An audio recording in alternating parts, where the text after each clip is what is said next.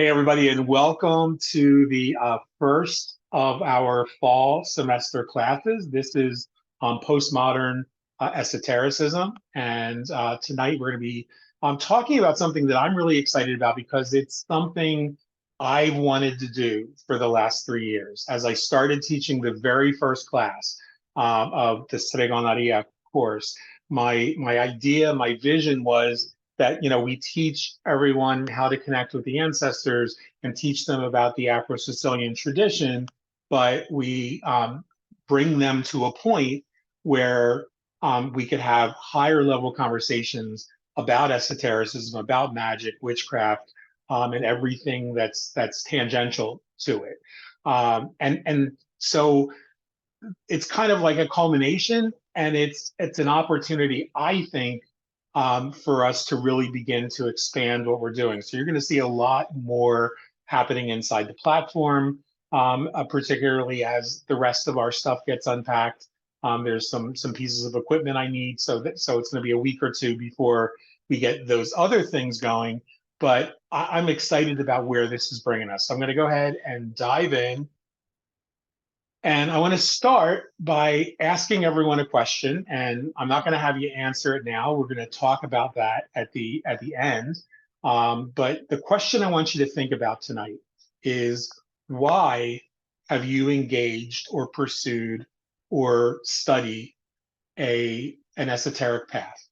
What brought you to study magic and witchcraft? Now, for some people, the initial response that you might think is, oh, well, I really thought it was interesting, or I knew my grandmother did this, or my grandfather did this, or a friend of mine introduced me. That's not where I want you to focus. As we're talking tonight, I want you to ask yourself the real why, the deeper why.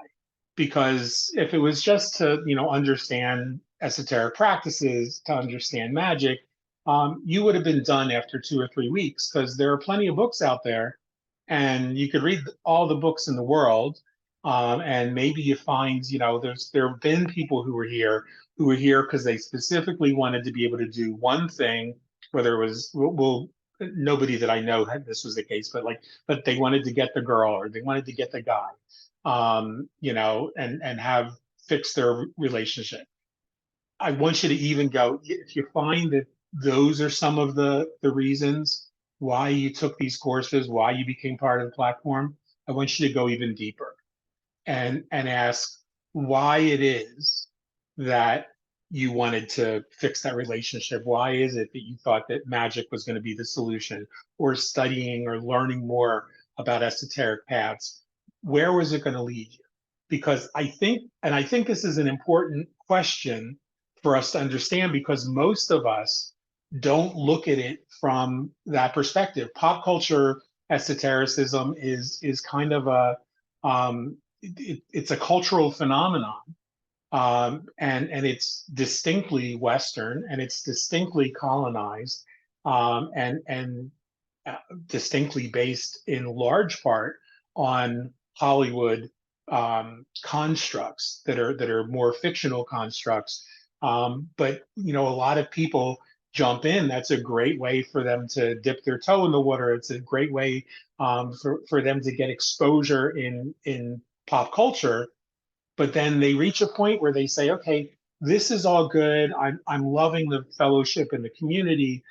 These group rituals work well. Some of the spells that I've read work well, but they find themselves still wanting for something. And that's what this course is going to address, is the wanting. Because I believe in order for us to really manifest our best selves, to really bring our real power to the fore, we have to know what it is we're trying to do, as much as we have to know what magic or witchcraft or esotericism is. So in all of the previous courses, you've heard me say hundreds of times probably, that all witchcraft is, all magic is working with the energy around people and places and circumstances and things, and shifting that energy.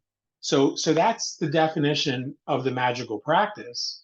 But now let's take a look at the definition of what those traditions that our ancestors engaged would look like in a postmodern world, because the folk magic traditions and animism itself and transcultural shamanism um, all evolved in another time. They all began at a specific time and responded to specific needs. So I'll use, for example, the mestizo culture in Mexico. So for those folks, folk magic was a direct response, just as it was in Sicilia. It was a direct response to the oppression that these folks were feeling from the institutional churches, taking away their indigenous practices, taking away their cultural stories, in many times threatening violence if people didn't embrace this new religion that the missionaries were imposing on people. And so folk magic was a way of kind of doing all of the things that their ancestors did, but doing them, hiding them in plain sight. And that has worked for, through the 20th century. But my sense personally is that it really started to diminish in its effectiveness in recent years. Things have gotten crazier. The political climate's gotten crazier. The divisiveness has gotten crazier. Global warming has gotten crazier. All of these things that are going on all around us have gotten crazier. And if we stay with the practices strictly of our ancestors, then nothing changes. Because they didn't have to deal with that. So they don't have practices that deal with that. But we know, once we know the foundation, and everyone here has already studied and practiced the foundation for years, now we can begin to tweak that and shift it and really make it more than just a reflection of who we are, but a response to the society in which we live. It really becomes a social justice practice. It really becomes a personal empowerment practice. It becomes a way of taking back our power, just as it was for our ancestors. But it addresses, instead of taking back our power from the perspective of what our ancestors went through when the church was the only oppressor, now we have all of these other things: systemic racism, gender disparity, homophobia, transphobia, economic disparity. All of those things can now be addressed in the postmodern world with postmodern solutions. And so that's what this course is going to focus on. So we talked about defining magic or an esoteric practice, but for some people, the other thing that doesn't quite feel like it works for them is they want more evidence. They want to understand why something works, not just trust that it works, because that's too close to religion. Now, in pop culture esotericism, pop culture witchcraft, that's pretty much what you're giving. You're told, do this spell, it'll work. Come participate in this ritual and it'll work. Work with this god or this goddess or this other deity, and it'll work. But we've spent time in the last 3 years learning how to work with our ancestors, including ancestors of spirit, including the old ones that primitive cultures referred to as their gods and goddesses, working with entities as equals, as partners in our practice, rather than the religious route of, you just do this, don't ask questions, don't question it, it'll work for you. Because that it'll work for you thing leaves a lot of people wanting, and then they move on to the next practice and the next practice and the next practice, because they want to know that what they're doing is not just a placebo. And so in this course, we're going to define a little bit more closely and in more postmodern terms what esoteric practice is. And so a question that I had the opportunity to share my ideas with a couple folks locally, well, not really locally, some of them were actually a ways away, but in the Delaware Valley area. And one of the questions they said, so is what you're going to teach more powerful than witchcraft? And so I thought I would bring that up tonight, because I am not saying that this is better than pop culture witchcraft. I'm not saying it's better than witchcraft in general. I'm not saying it's better than folk magic or stregoneria or brujeria or anything else. I'm just saying this is a different approach. It's the same stuff. It's the same magic. So for the people who identify as witches, you're still a witch if you do this. For the people who identify as pagans, you're still a pagan. The Christo pagans are still Christo pagans. The Catholic conjure workers and the root workers are still whatever it is that you identify as. This isn't about saying, here, I'm going to teach you something better. This is about saying, let's find the better in us and bring it to our practice. And when we can do that with mindfulness and with a greater intentionality because we understand it better, I think we get better outcomes.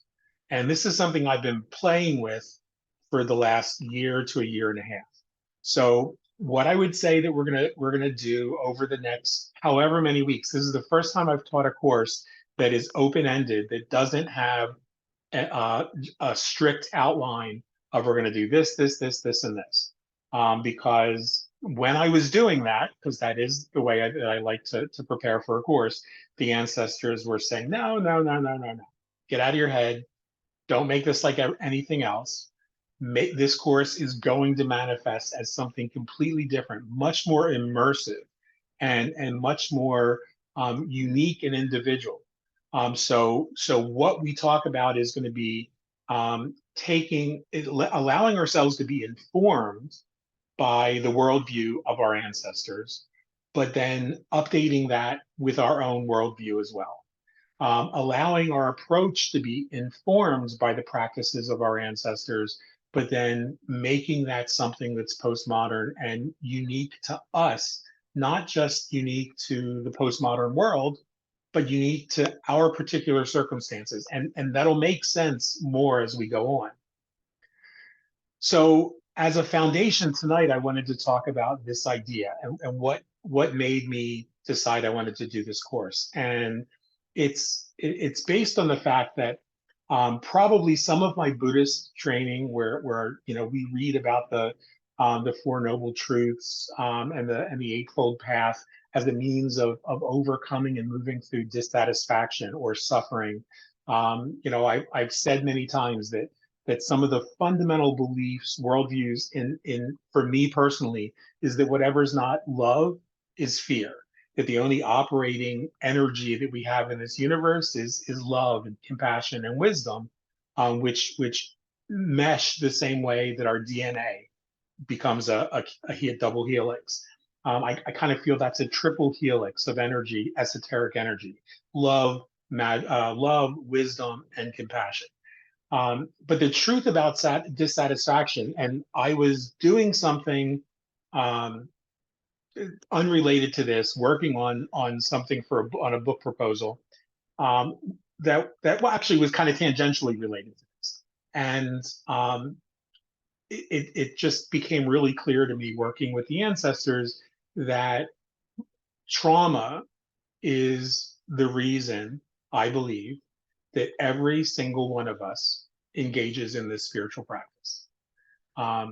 Trauma is what brought us to the place where we seek solutions in magic. And what I mean by that is that in our lives, the types of people who are drawn to an esoteric practice are usually people who've had significant traumas in their lives, particularly early on.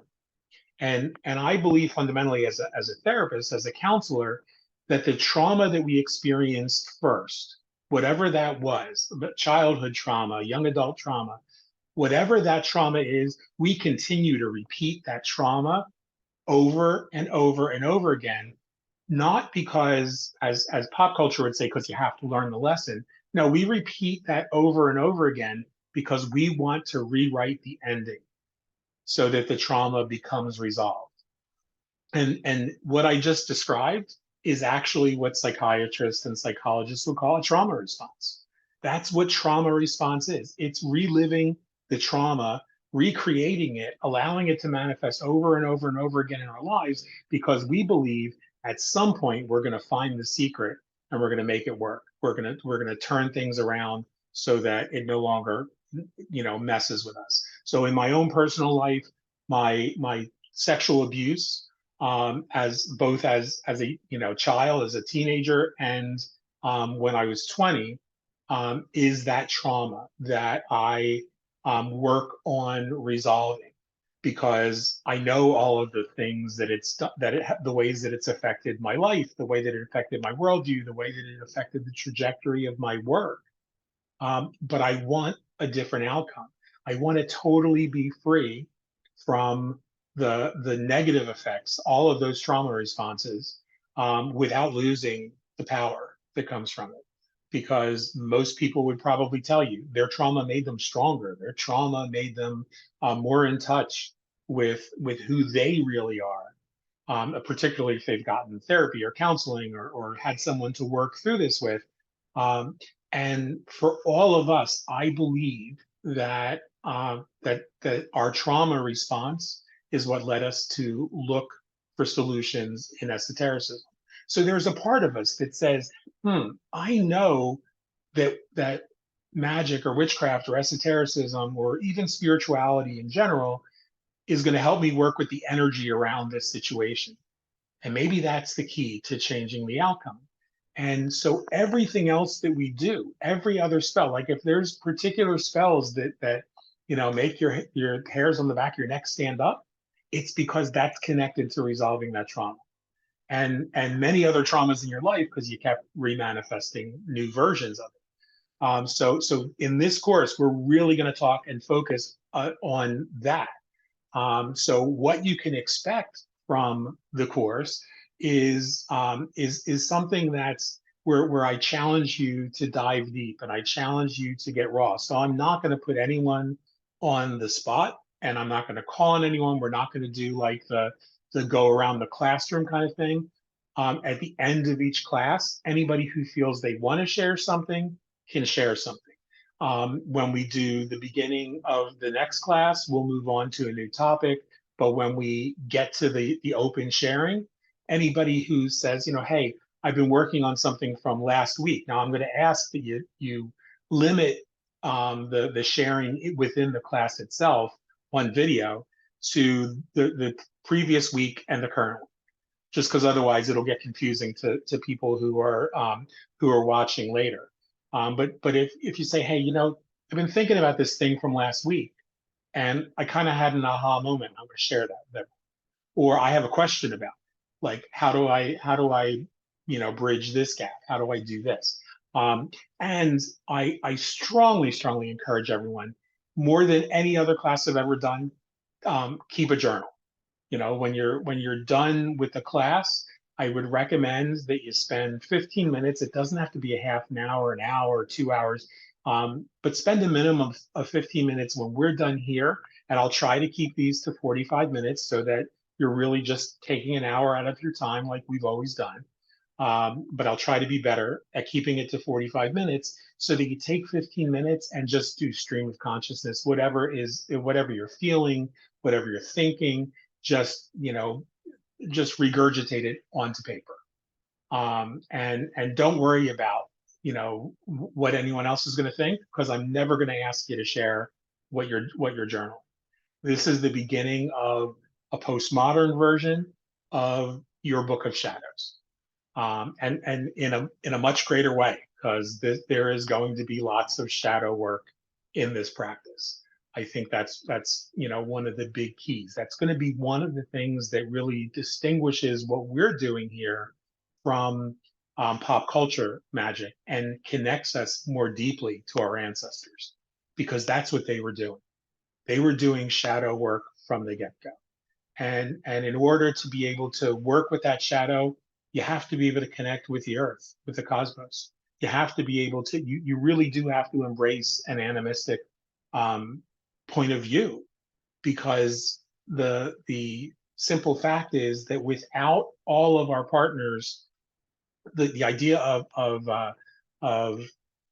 essential unity is pointless if I don't feel like I am connected to that rock, to that plant, to that mountain, to the water, to the elements themselves. If I don't feel that connection, then I'm trying to fight this thing alone, And our traumas and the traumas of others didn't happen in a vacuum. And so this is a journey that you can also expect as you start to reflect, might bring up some of the generational traumas of your ancestors. It might really bring you like this course is an outcome of my doing this work. So in order to be able to help my ancestors with generational trauma, I realized finally what was going on, what caused that generational trauma. And so now I'm working with my ancestors and myself on this. But this course is kind of like the result for me. This course will become a different result for you. Whatever your stuff is, you're going to dig into your shadow work. And that's why this should be personal and private. And it should be exciting and a little bit scary, because you're going to be treading waters that you may have never tread before, in a safe environment where everything that's shared here stays here, where the things that you're not comfortable sharing because it's still too raw, I encourage you not to share. I mean, when was the last time you were in a group where somebody said, if it's really big, don't share it? If you want to reach out because you want that help, you can share it here and get feedback. If you want one-on-one, you could book time for private counseling, but really allow yourself the time first to sit with it, because your ancestors have a lot better answers for you than I'll ever have. Because your ancestors are your blood, and that connection is powerful and strong medicine. So that's what you can expect from the course. Now, what we ask from you, like I said, keep a journal, keep it, and let that journal be as raw as you possibly can, and be as frustrated as you need to be in the beginning. If it feels like it's frustrating, that's one of the reasons my ancestors said, stop trying to write the entire course, over the last 4 weeks, because the course will evolve based on your participation. And so if you're watching this, but you didn't get to be here live with us tonight, then I encourage you, as a means of participating, if you're not here live, do it in the comments in the classroom. The classroom, by the way, is at this moment live, is not completely set up. I will be doing that tonight. So there will be a classroom like all of the other courses, because there's going to be some new things in the platform itself, some new experiences and opportunities within there, not just courses, but there's going to be lots more resources, a lot of which is going to stem from here. And then the other thing that I ask of everyone is, just be honest. Like if there's something that doesn't make sense, and if you're embarrassed to ask in the group, which you shouldn't be, because there's times all of us don't understand stuff. But if you're embarrassed for whatever reason, or you're uncomfortable, just tell me private, and we'll work through it, and we'll help find those answers. If there's something that's as I went through this, there were a couple times that it almost felt triggering for me. And so I had to sit with, why am I really resisting this? I mean, 3 or 4 times I almost said, I'm not teaching that class. I'll teach something else. Because this is just, the ancestors were getting on my nerves. I was getting on their nerves. It just felt like how was I going to be able to convey this information? And then my grandmother said to me, you said the exact, and I didn't think about this and I didn't remember this, but I do now. She said, you said the same shit about the Stregoneria 101 course. How am I going to teach adults something that I learned over the course of 50 years of my life? And so, yeah, that's, I guess I have a pattern, that I want all of the answers, and I want to be really clear on what I'm going to do. This is going to be as much of a raw live journey for me as it is for you. And in the process of this course, I'm going to be blending some of the esoteric with the way that we've learned, because I truly believe magic is science we haven't figured out yet. Because if you look back through history, the things that were considered magic are now considered science. And that continues to become more and more and more true the more research we do, the more evidence we find. So I'm going to share some evidence-based strategies that both look very much like magical practice, and some that look very much like almost like therapy, but like self-guided therapy, self-empowered therapy, the kinds of things that my gut tells me that the work we're about to do is going to be the work that I do for the rest of my life, which really wasn't my plan. It wasn't what I wanted to do with the rest of my life. I really had carved out a much easier thing, but like I feel, and I don't mean this in a egotistical way, but I feel like us as a community, we're going to change society in small ways at first, but I think this thing's going to snowball, and I think it's going to make the same kind of impact that the people in the 50s made with their pop culture witchcraft. And the only difference is going to be, rather than having to make up stories and say, oh, and I was initiated in the chocolate forest by a gnome named Sylvia, um, we're just going to be real. We're going to talk about, that I was initiated by my trauma. I was initiated by growing up around family that said, this is the way we do things.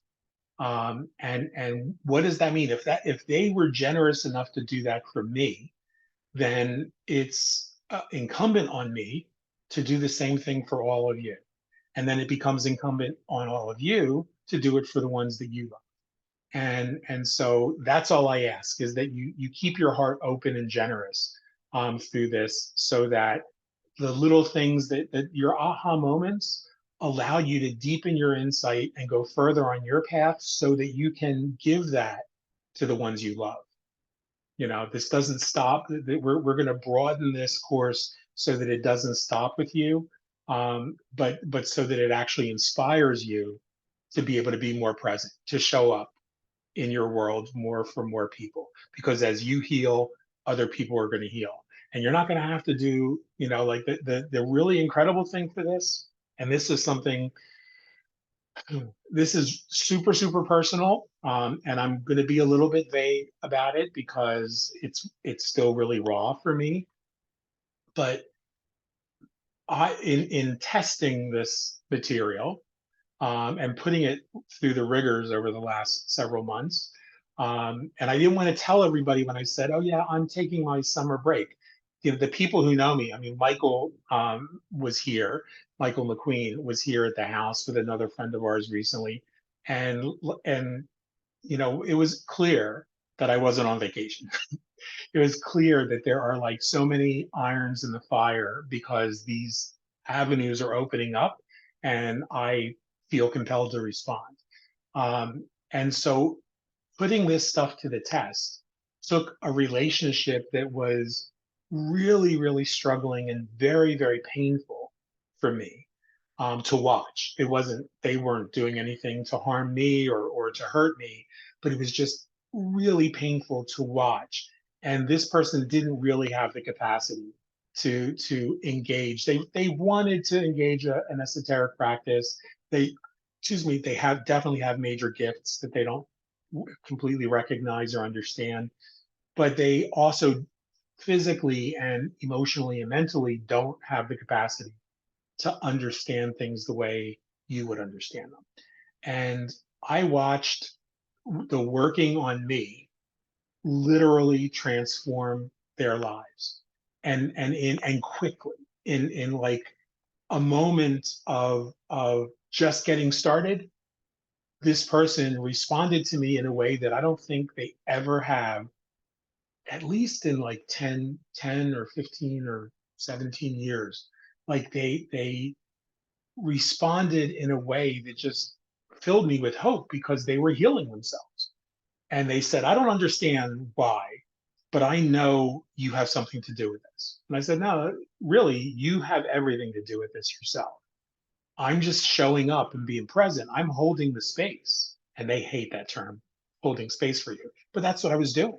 I created a container and held that space so that it was safe for them. And they did all the work, and they don't even understand it. but they were doing magic and I was seeing it in real time, on video, in real, in day-to-day life. I was seeing them doing stuff and saying, I don't even really know why I did that, but I did it and it worked. And so, that happened within a couple days. A week after I did this, somebody came up to me um, in my local area and said, I read your book and your book is making things make so much more sense to me about my life. And I was like, wow, really? What book? Like I was thinking it was one of the older books that were a little more psychology focused and new thought focused. And they're like, no, I read your grimoire. And so this shit's magic, it really is. That's for me, unlock the door. And then 2 or 3 nights ago, we were watching, what the hell were we watching? Oh, we were watching one of Craig's favorite shows that I avoided like the first couple seasons. I don't even know how many seasons it's been on, because it had no real interest for me. And it's called Murders in the Building, or Only Murders in the Building, or something like that. Murders in the Building. Steve Martin and Martin Short and Selena Gomez are in it. And the one of the characters 2 nights ago said, "Well, we keep repeating our I swear we keep repeating our traumas because we hope that we're going to get to a better outcome. So we keep repeating our bad relationships because we hope this time we're going to get it right. We keep repeating our bad jobs because we hope this time we're going to get it right."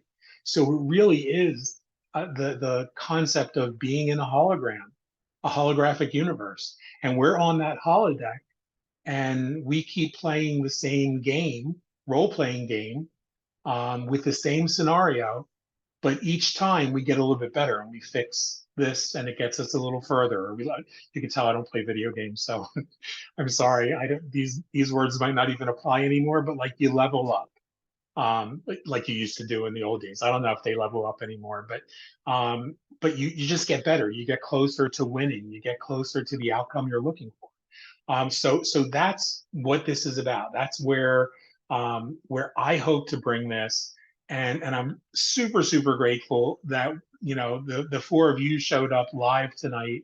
But everybody who's watching this on the replay, just know I'm really grateful for you showing up too, because I promise you, even if it doesn't feel like it right now, even if you don't realize it, what you did tonight and whenever you watch this is you showed up for you in a big way. This is a much more important class, I think, than anything I've ever taught, and probably will be, much more important than anything I ever do in the future. That it's that exciting to me. It's that it makes me so emotional, and I'm thrilled that I got through this without those emotions taking over and having to do the whole Kodak moment on the first installment. So that's what we have to look forward to. The classes are going to be every other Tuesday at 8 o'clock, so that you have an entire week to process and play with the material, and then a week to really try and put it to work if you feel so inclined. And in that second week, then I encourage you, whether you're here live or you're watching the replay, feel free to share in the comments under that particular class.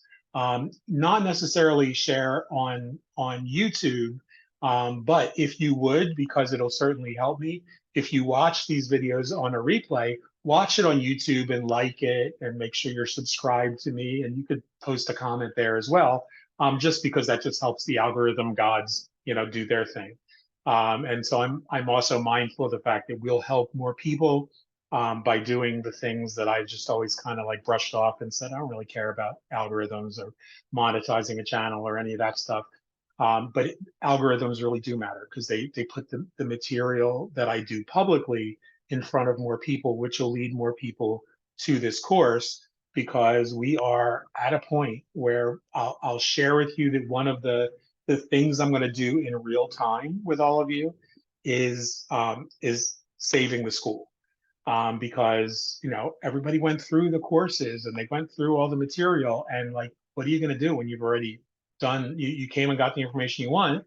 Life goes on, and you move on. We need to. I intend to attract more people into this school because I think this is the bigger work, and the Afro-Sicilian and Southern Italian folk magic stuff that we did over the last 3 years has been specifically for the people who were here. And there will be other people who are drawn to that in the future. But this work is for everyone. This work, a neo-pagan can come in, a devotee to Hecate can come in, a devotee to Kali can come in who's a Hindu, a Buddhist can come in, Abrahamic tradition practitioner or hoodoo practitioner or voodoo practitioner can come in, and all of them can use this information to enhance their religious practice. And those of us who are secular humanists who don't have a religious practice can use this to enhance our non-religious practice, our full philosophical sale, if you will. One of the people that I ran this by over the last couple of weeks is a Taoist. So there's no religion for them. It's strictly a philosophical approach, and they're like, "Man, you are blowing my mind because Taoism means something different to me now." Like putting it in this framework, looking at it through this lens, just reinvigorated my spiritual practice. So that's what I hope to do. I'm going to go ahead and unmute everybody. Let's see. That didn't do it. Just go ahead and unmute yourselves because I'm not. I am not. Oh, here we go. Ask all to unmute. There we go. And then feel free to share what you think. Are you excited for it? Do you have questions about it? What's going through your minds? I love it from Ellen's background. We're hearing the sound of crickets when nobody's talking. Yeah. It's like so poetic. I'll go first, I guess. Okay. Okay, so I feel like it's like just so I feel like you said so much, like I don't know. Like this isn't a negative comment, but it was like all over the place. But like it was like touching like all over the place about like it's like I don't know. Like things in my life have like set up recently, like I didn't even know. Like I almost was like, oh, I'm tired. Like I literally was in the hospital this morning. And I was like, I don't know if I'm gonna like attend class. But then I was like, oh my gosh, it starts in 10 minutes. Like I was eating pastina and I was like, I'm just gonna like attend class. And like it was like, holy shit, like literally had a 2-hour conversation with my best friend, like, and just got off the phone with her, like about like everything you were saying. And it was like just like weird that like I'm like shit because like I feel like I'm saying so much stuff that doesn't make sense right now. Anyway, so so like basically like I'm at this point where like I feel like what you're asking in the beginning about like what made us like start this, and my initial like response was like trauma, but I didn't want to be that person to be like, well, it was trauma, you know what I mean? But basically then I was like thinking about how like it almost feels like you're not the same person because years go by and all of a sudden you realize like you're doing it for so many different reasons than you like started. And I like have been thinking like it's been a couple like more than a couple months since I got pregnant, but like getting pregnant was almost like initiation where I knew like the things I needed to learn and stuff were like done, and it was like I'm ready for like this next thing. But it's been months of not knowing like what it is. And I was talking to my girlfriend earlier about like I'm figuring out what it really is like at first it was all about doing things my own way and not doing things the way like just because my mom did something a different way and dealt with things a certain way that I'm thinking is kind of stupid doesn't mean I should do the same thing. But that was the same problem with my ancestors. Like they all just did things like, oh, my mom did this, my grandma did this, and like put up with shit they shouldn't have. because that's just like what you do. But nothing changes when you just do things all because everybody else, you know, does things that way.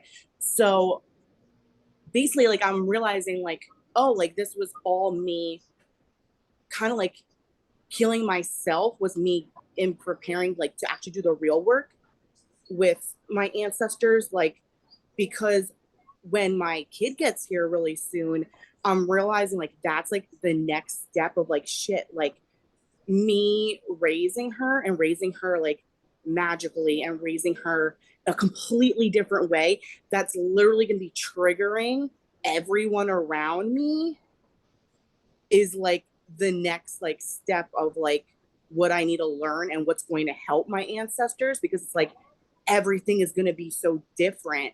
And it's like also about me like keeping my ground and not being embarrassed about like who I am, how I do things all day, what they think is weird, what they think aren't, like what, like, you know what I mean, like them judging me how I'm going to raise my kid. Like I want my kid to think like my lifestyle is just normal, you know. So it's, I know I'm going to figure out more, and I think this class is going to help me, because, but it's like, it was just, this might even not even be making sense to anybody else, but it clicked in my head. Like all the things you said, I'm like, oh shit, like this is like what it's going to be about. So I don't know. Hopefully that made sense. It was like word salad, but anyway. It did, and I so missed you. It's so good to have that, like that quick off the cuff introspection into what else going on, and I think it's my suspicion is it will be a very shared kind of experience for a lot of people.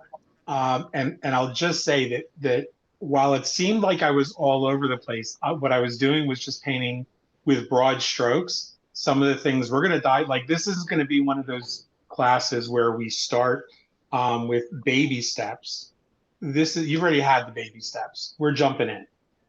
So when we dive in next week, I will tell you at the end before we sign off what next week's focus is going to be, because it's big and it fits in with what you just explained. So thank you. Yeah, I mean, it wasn't all over the place. Like, what is he talking about? Like, I got it, but it was because my mind, it's like my mind was already fractured, and the way you delivered everything you said was like filling in like the fractured pieces, if that makes sense. Right on. So, like, Thank you. Someone else? I'll go. Okay. So I'm excited about this. It makes me think a lot. I've always known since I was a kid that I was different from everybody else. And it's the more I realized that I was different, the more I needed to learn, how am I different? Why am I different? What do I do with all this? And like I kind of found all that here. Actually, really, I don't. It's just so weird how I even found you. Me and my daughter were practicing in a different school, and then when we realized that everything they were teaching us, they were just going on the internet and just pulling out things, and I'm like, oh my god. And I was looking for so long. I was like, Dan, they are not the only people that teach trigonometry. There's got to be other people. Months and months and months, and I'm looking and I'm looking, and then all of a sudden one day, like you just literally popped up, and I was like, no, this can't be. And there you are, and here I am.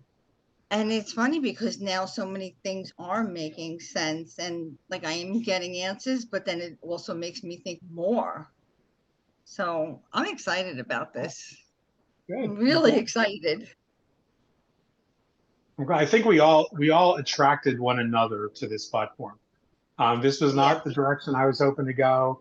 I was, really just hoping to have a handful of folks that I pass this information on to, and then just go on my obscure little way, just blend into the woodwork and do my thing.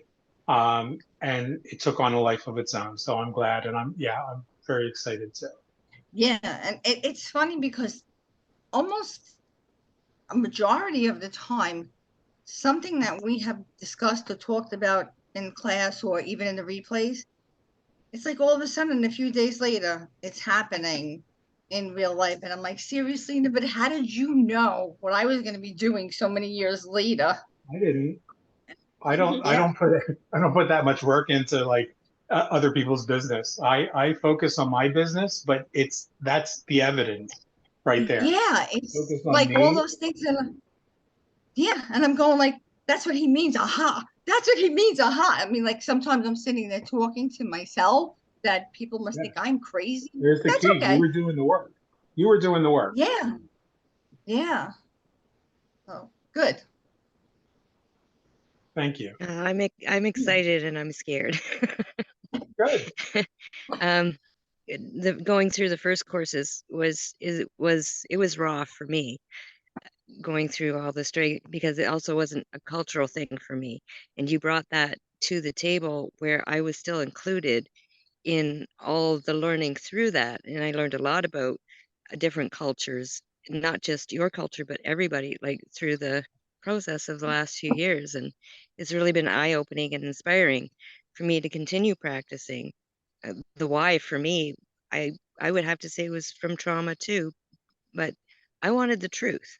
I wanted to know if I was right, if I was wrong, what should I believe, what shouldn't I believe, and it all kind of came together in the course of the last few years. That and the way it came about wasn't from anything anyone else told me to believe.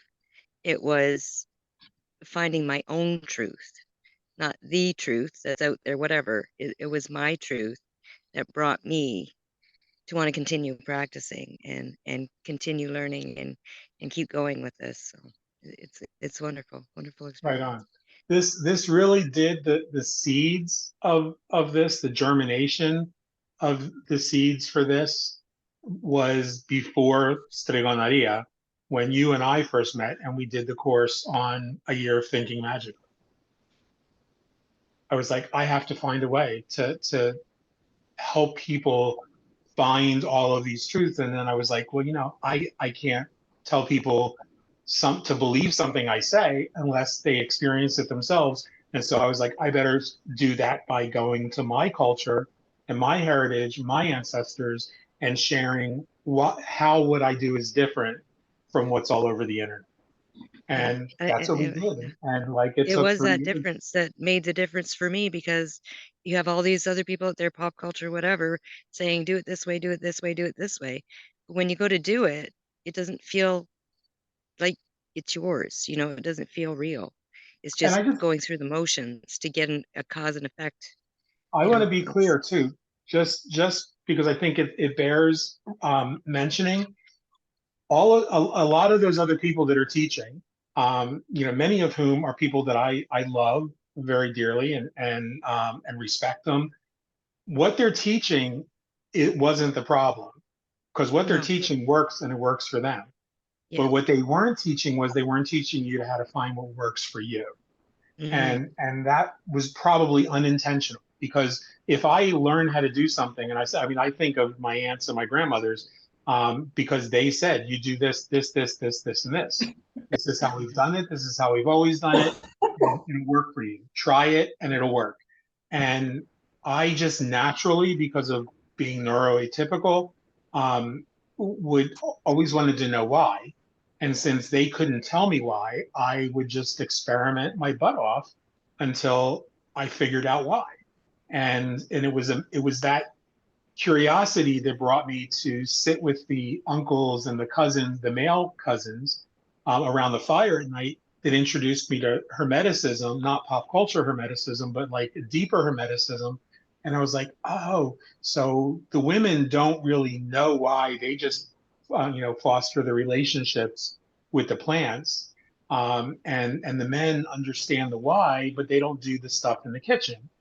And as I got older, I realized the grandfathers and the uncles were the ones that were mostly in the garden. And I had one aunt that was the gardener as well. So the uncles and them all understood how to work with plant spirits. They just didn't talk about it. They talked about the why. It was like it was meant to be, that it's the reason you don't only have one teacher in college. You have multiple professors because they each bring their perspective, they each bring their specialty, they each bring you another piece of the puzzle, and then it's your job to put it together in a way that makes sense for you. You know, not everything that I was told that I was taught in college are things that I agree with, but they challenged me to think, and the challenging me to think challenged me to sharpen or refine my perspective and see the injustice in the world, see the inequality, see that all of the fluff in spirituality was really kind of spiritual bypass to not have to deal with the pain and the reality of our history. So thank you for that. I think I was thinking a lot of things, but the first question, which was what led you to uh, study or be interested in magic or these practices, and I always want to have a good, deep reason, but there is no. I really feel like I don't know what happened. I have markers in time where I can see what happened. Like I was always very spiritual.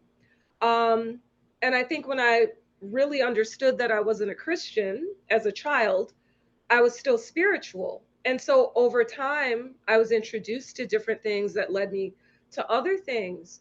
Um, I definitely understand that for many people, trauma is what led them. The the desire to heal trauma or to even just understand what they were experiencing is what led them. I always feel like, well, I don't anymore because I'm getting old and I just really, it's not, I don't give a fuck. But when I was younger, I used to feel very much like I don't have a deep trauma that made me an artist or a magical practitioner or a person, a psychotherapist. Like, and in all of the spaces, that was true for many people. I definitely have had really bad things happen, but I don't, there's nothing that feels, I could make something up and be like, yes, that was my trauma I was trying to work through. But no, it was just like regular hard shit that happens for most people growing up. Um, but I'm curious. There's a part of me like I also feel like I'm a Black woman in America. Every day is fucking traumatizing to a certain extent. Um, so when you said you mentioned generational trauma, and it makes me wonder. Oh, I know my family's history very well. There's lots of trauma. I think that perhaps I experienced less trauma because of how because of who the people that my parents were and the choices that they made in raising me and my siblings. So I don't know. That's what I'm thinking about right now. It's so, thank you so much for that, because but it's so tempting for me to go where I must not go tonight and spoil anything. But the very thing you talked about not having, there's, I'm gonna have to spoil a little bit. A lot of shit gets labeled trauma that is not trauma. A lot of shit gets labeled trauma response that's not a trauma response. Um, Part of this course is going to be learning the difference and learning that some of us, as you just proved, and I swear to all of you watching this on replay and live, that we did not get together before this class and stage this conversation. But there are some people who have innately, from birth or from childhood or from adolescence, learned how to begin the work of healing the generational trauma. And what that looks like is what you just heard. What that looks like is somebody who says, you know, I've had some really rough shit happen in life, but it didn't kill me. And everybody has shit that happens in life. And so, you know, I don't know why I decided to try esotericism. It's because that's an old soul, and as pop culture would say it, that's somebody who was born with a deeper connection to an innate wisdom. And they're the solution. They're the ones their ancestors were waiting for.